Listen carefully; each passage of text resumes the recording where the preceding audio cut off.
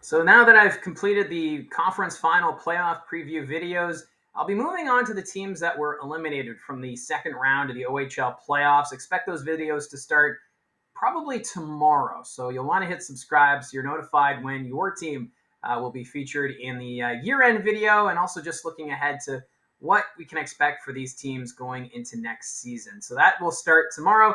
But in the meantime, there's some news items to talk about. So we have some signings.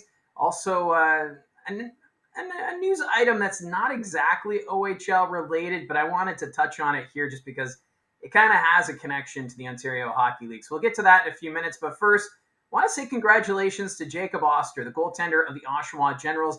He has been named Goaltender of the Year. He's been putting on quite the show in the Generals crease all season long, and he's been rewarded for his efforts. He wins the Jim Rutherford Trophy for OHL Goaltender of the Year. And with the Generals, they had that slow start to the season, but once they got healthier and Jacob Oster figured out his game, this team was just dominating. They had that 12-game winning streak to wrap up the regular season, and they've continued that momentum going into the postseason. They had some struggles at the start of the series against the Barrie Colts, but since then, they've overcome that adversity, and they're now rolling along into the Eastern Conference Final, which gets underway Friday night at the Tribute Community Center against the North Bay Battalion. And for Oster, he had 35 wins during the regular season, which is the third most in a season for Oshawa Generals history.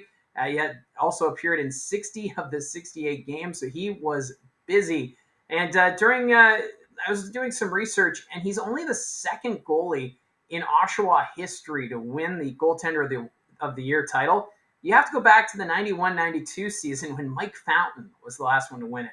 And just with the history with this Oshawa Generals team, I was kind of surprised because Oshawa, they've had such great talent go through this organization. And this is just the second time that we've seen a goaltender with the Generals be recognized as Goaltender of the Year. So really cool moment there for Jacob Oster. Now the runner-up, Michael Simpson of the London Knights. Right now, he's preparing for the Western Conference Final for the Knights as they're going to take on the Saginaw Spirit, also starting Friday night. So potentially we could have the league's top two goaltenders meet in the OHL Final if it ends up being Oshawa and London. But let's not get too far ahead of ourselves. But first, I just want to say big congratulations to Jacob Oster and also Michael Simpson being named the runner-up from the London Knights. Ottawa 67's captain, Luca Pinelli, he had a great year with the Barber Poles, and he's been rewarded for his efforts, signing his NHL Entry Level Contract with the Columbus Blue Jackets. It's a 3-year deal, and for Pinelli, he was drafted in the 4th round by Columbus in the 2023 NHL Entry Draft, and last season nearly hit the 50-goal mark, which would be outstanding, but he fell short. 48 goals on the year, 82 points in 68 games for Ottawa. Still a clutch performer for the 67s team that they upset Brantford in the playoffs in the first round and just couldn't get over the hump against the Oshawa Generals in the second round. But still, a big moment for Luca Pinelli, who'll be able to get a chance to join this Columbus Blue Jackets team that's kind of looking more towards the youth and a rebuild after a disappointing season in the National Hockey League. But what's kind of cool is you've also got Luca Del Bel Blues, who's suiting up for the Columbus Blue Jackets and the Cleveland Monsters. So two former OHLers who are known for their offense. It'd be pretty cool if we can see those two suit up at the National Hockey League level. Of course, Del Bel Blues, the former Mississauga Steelhead and Sarnia Sting. Now, some commitments were announced over the last 24 hours. Starting off the 6th overall pick, Cole Zarowski. He has signed his standard OHL player agreement with the Flint Firebirds. So exciting times for Flint as they look to be competitive again next season. Zarowski spent the weekend down in Flint for their orientation camp, and apparently he's liked what he sees so far. He's a decent-sized forward. He's about 6 foot, 170 pounds, so a decent-sized forward. And last year played for the Mississauga Rebels under 16, where he had 19 goals and 23 assists in 34 games. So Zarowski, we'll see how he does in his first year with the Flint Firebirds, but still pretty exciting after being drafted by the team in the first round. Now he'll probably be able to suit up with the team as early as September when training camp gets underway. And that's going to come fast. It's not a long off season. And then we have another commitment, Luca Blonda. He has signed with the Sudbury Wolves Blonda was actually the first defenseman selected in the OHL priority selection at the 2024 draft, and he has also signed a standard player agreement with the Sudbury Wolves. Blonda, he is from Northern Ontario, so he's used to the Northern Ontario weather and just the long travels that you have to do to get between communities. He's from Sault Ste. Marie, but played last season with the Pittsburgh Penguins Elite 15s. Defense, that's an area of focus for the Sudbury Wolves going into the off season, and they got that addressed right away at the OHL draft. So it'll be great to see Blonda, to see what he can do and that potential. I think there's a lot of potential there with Blonda, but obviously he's not going to get top pairing minutes right away with the Sudbury Wolves team. They'll want to take their time, but still, I feel like this is probably a step in the right direction for the Sudbury team. And the final news item I wanted to touch on, it's not OHL related. It kind of is. But right now there is the mayoral by-election, which is taking place in the city of Mississauga. The election taking place on June 10th. And leading up to it, you get a lot of promises. You get a lot of debates. And Peter McCallion, he's one of the candidates running for mayor. He's the son of former Mississauga Mayor Hazel McCallion. And he's made a big promise. He's promising to put forward a bid to bring a National Hockey League team to the city of Mississauga. Right away, I think a few of us were scratching our heads because they're losing their OHL team, and they couldn't support that.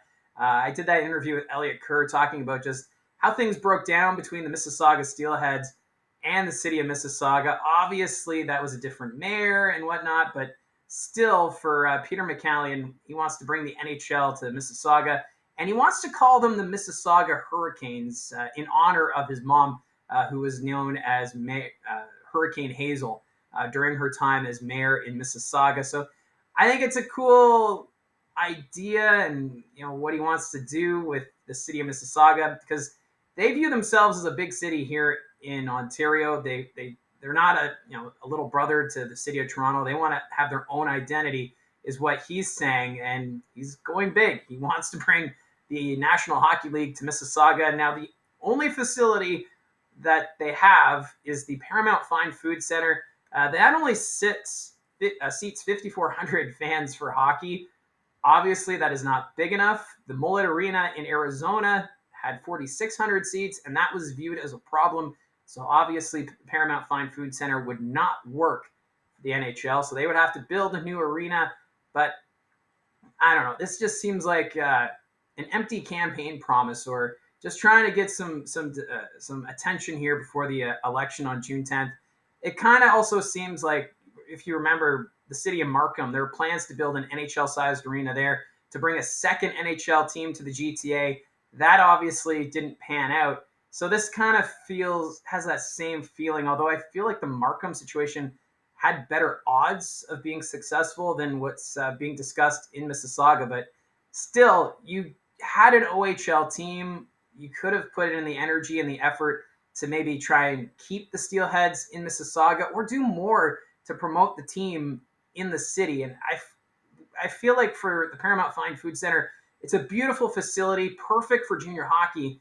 It's just its location. And Elliot Kerr talked about this too in the interview I did, how there's not many amenities out there. There's no public transit to get you out to the arena because it's right off the 403. You can see it from the highway, but you have to go down to quite a bit to do a big loop to get back to the arena. And traffic, it's a bit of a problem out that way. So it's great to see that this idea has gotten some attention about maybe bringing an NHL team to the city of Mississauga. But if you can't support an OHL team and they're going upstream to the city of Brampton, I don't think the NHL would work there. But you never know. If he does get elected, it'll be interesting to see if this idea goes anywhere.